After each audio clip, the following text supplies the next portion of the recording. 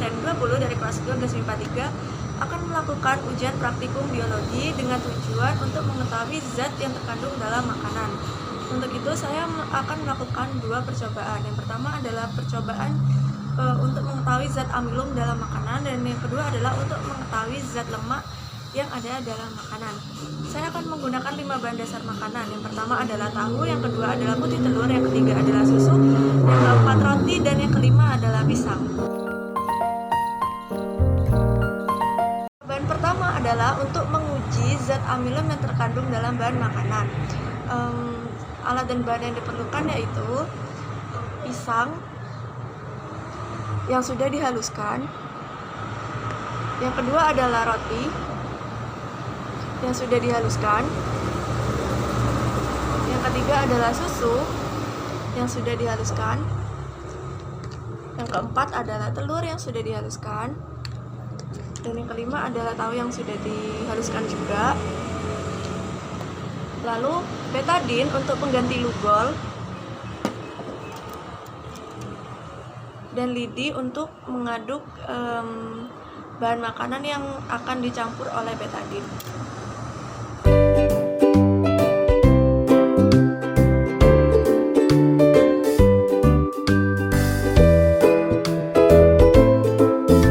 Langkah pertama yaitu tetesi setiap 5 bahan dasar makanan ini menggunakan betadin.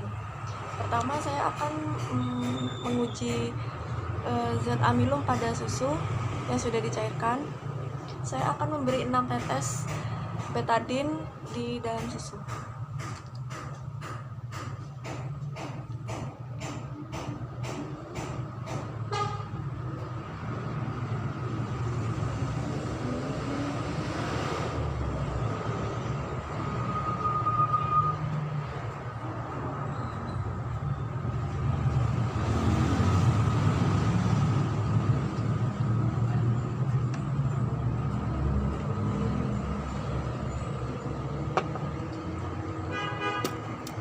Kemudian aduk menggunakan lidi.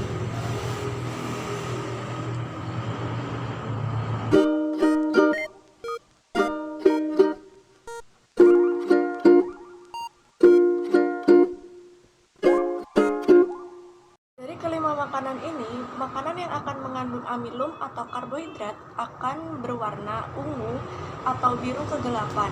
Semakin gelap warnanya, maka semakin banyak karbohidrat atau amilum yang terkandung dalam bahan makanan tersebut. Yang pertama, mari kita lihat susu. Tidak ada perubahan yang signifikan ketika ditetesi oleh betadin. Warnanya tetap saja sama dan tidak berwarna. Yang kedua adalah roti. Ketika diteteskan betadin, roti akan berwarna ungu seperti ini. Hal itu menunjukkan bahwa roti mengandung amilum. Yang ketiga adalah pisang. Ketika dicampur betadin seperti ini, pisang akan menghasilkan warna biru kehitaman, yang berarti pisang juga mengandung amilum. Yang keempat yaitu putih telur. Tidak ada warna yang signifikan atau putih telur akan berwarna kuning ketika dilaruti oleh betadin. Hal itu membuktikan bahwa putih telur tidak mengandung amilum. Yang terakhir adalah tahu. Ketika dilarutkan betadin, tahu tidak berwarna biru atau ungu kegelapan. Tahu berwarna kuning seperti betadin biasa. Hal itu juga menunjukkan bahwa tahu tidak mengandung amilum. Dapat disimpulkan bahwa makanan yang mengandung amilum adalah roti dan pisang, sementara yang lainnya tidak mengandung amilum. Percobaan yang kedua yaitu untuk menguji zat lemak yang terkandung dalam makanan. Alat dan bahan yang digunakan, bahan dasar makanannya masih sama seperti percobaan yang pertama. Dan yang kedua yaitu menggunakan kertas buram yang sudah diberi label untuk menguji ada tidaknya lemak dalam makanan.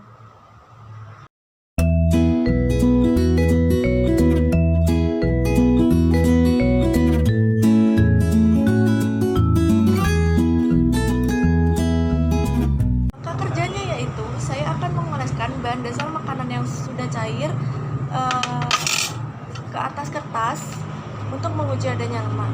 Dan untuk bahan-bahan yang masih padat, saya akan beri tambahan sedikit air, kemudian saya oleskan kepada kertas.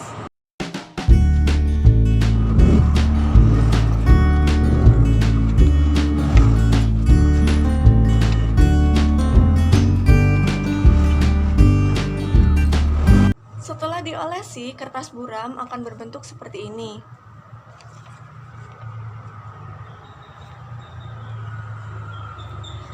Kita tunggu hingga kertas kering supaya kita mengerti ada atau tidaknya lemak yang terdapat di dalam makanan tersebut. Setelah kertas buram kering seperti ini, dapat diperoleh kesimpulan bahwa makanan yang mengandung lemak akan membuat kertas buram menjadi transparan. Di dalam kertas buram yang sudah kering, bahan dasar makanan yang transparan adalah putih telur, susu, dan pisang, sementara tahu dan roti tidak transparan. Itu menunjukkan bahwa putih telur, susu, dan pisang mengandung lemak, sementara tahu dan roti tidak mengandung lemak. Sekian ujian praktikum biologi saya. Terima kasih. Wassalamualaikum warahmatullahi wabarakatuh.